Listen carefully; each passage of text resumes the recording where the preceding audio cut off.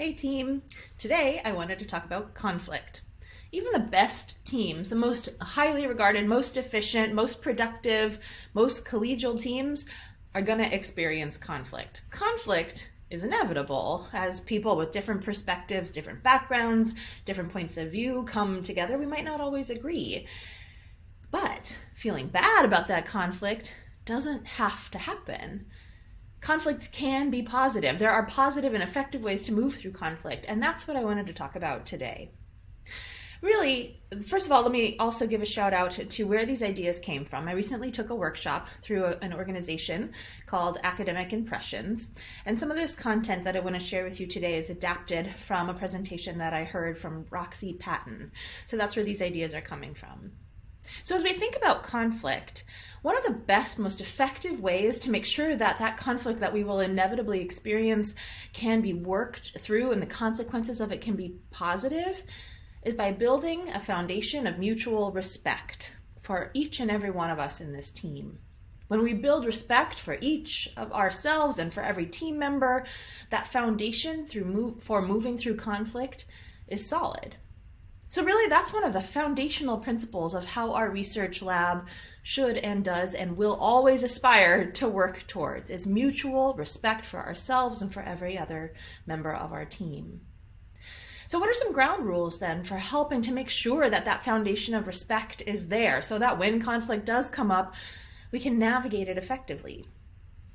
Principle number 1 of our lab is that there is no one person who is the sole possessor of knowledge. We all come in with different levels of experience. Maybe we have different titles, maybe we have different degrees, but that doesn't make anybody's knowledge more important, more accessible, more relevant, or more central to what we're doing and how we're going to move forward. We all have important sources of information that needs to be shared. Diversity really is the best input into the scientific process. Having and sharing different perspectives is really key to making sure we're doing good science in an environment that we're all happy to be in. So how can we make sure that we enforce this principle that will support the respect that we have for each other? Well, first of all, we need to engage in active listening for each member of the team. When somebody is sharing an idea, make sure that you're engaged with listening, that you aren't multitasking, or that you don't look like you're multitasking, even if you're not. We need to physically demonstrate that we are listening and that what somebody is saying really does matter to each and every one of us. Another way that we can demonstrate that we don't think anybody's ideas are more important than someone else's is keep the meeting in the meeting. That means that everybody, when there's a topic to be discussed, that everybody has a chance to contribute during the time that we've decided that we're going to talk about that particular topic. We don't withhold ideas and then only share them with 1 or 2 or 3 other people that are in the lab outside of the meeting.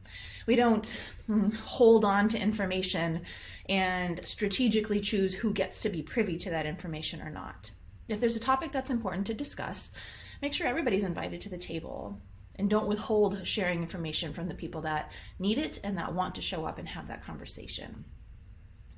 Everybody is included and everybody is participating in the conversation. And that is another way that we can demonstrate and enact this principle that we believe no one is a sole possessor of knowledge. As a second way that we can build respect within our team is by respecting our own and others' times. So let's say that there's something that comes up, you're worried about asking about something, or there's a concern that you'd like to bring to the table, there's an issue that needs to get solved, there's a challenging conversation that you know needs to be had. Ask that person that you need that conversation with, is it okay now if we have a difficult conversation? Of course, you're giving them a heads up that there is a difficult conversation that needs to be had, but you're offering the opportunity for a consensual decision about whether right now is the right time to have that conversation. It can be challenging if somebody's been harboring an idea and then all of a sudden they share that idea, they share that thought, they share that emotional reaction that they might be having when somebody is not prepared or in the best place to listen to it. That probably won't get you the resolution that you as the person who's bringing the problem to the table would like.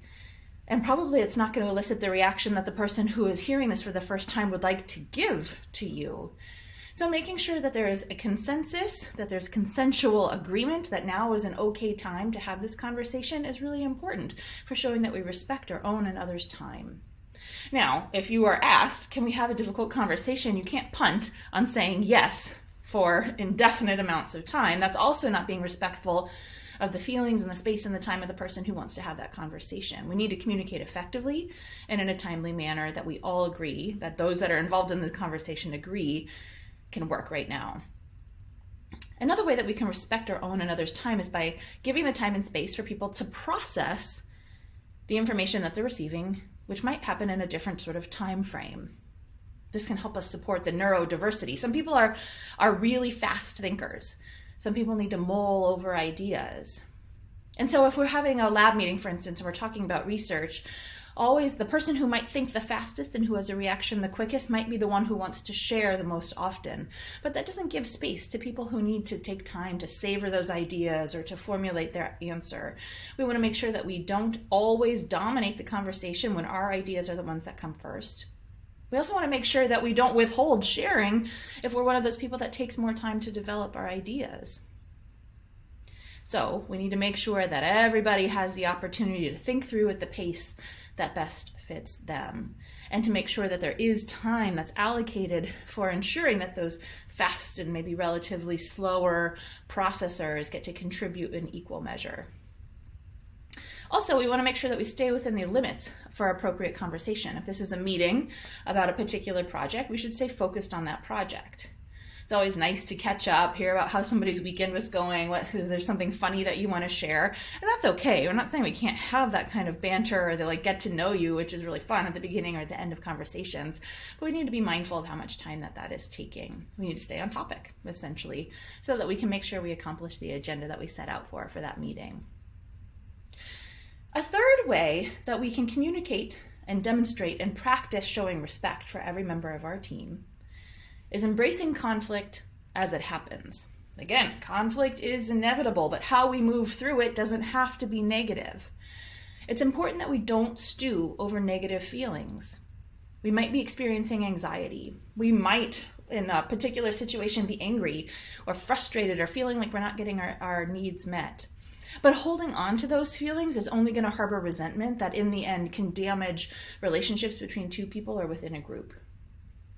So when you start to recognize that there's an issue, you're not feeling good, somebody's not feeling good, there's a problem, and someone might not know it, that's the time that we need to ask, hey, can I have a conversation with you? It might be a difficult conversation. Do you have the time for that? We don't want to hold on to those negative feelings because it only breeds bad outcomes. We also need to make a plan for healthy ways to engage with each other and move through the problem in the future. It's not enough to just share, I'm feeling icky about this thing that happened. We want to make sure that each of these difficult conversations that might be had ends with a positive, forward-thinking, concrete action plan that's oriented to identifying what the obstacles are that maybe contributed to the conflict in the first place, and what are concrete things that we can change so that we're likely to not experience those obstacles in the same way or same magnitude or same frequency moving forward. That way that this is a way that we can demonstrate respect for each other, respect for the relationship that we've committed to, and try to help keep those negative feelings at bay. We don't need to just share how awful we're feeling or how challenging the situation has put us in. We want to make sure that we come up with a resolution strategy within those conversations as well. So here are just a few ideas about how we can think about conflict. Conflict doesn't have to be bad. Inevitably, there will be some difficulties or misunderstandings or differences in expectations or timelines that could contribute to the feeling of like we're not on the same page. But when we have respect for one another and we follow at least these principles, if not more, we can move through that conflict in a more effective way than perhaps we might otherwise. We're in it together, people, and trying to find the most effective ways to talk to each other and to manage our relationships with one another is going to benefit not only ourselves, our mental well-being, but also the productivity of our scientific team as well, and ultimately the quality of our science. Thank you, and I hope this has provided some insight into my approach and what I hope is our approach for how we can help each other have a healthy, positive lab environment.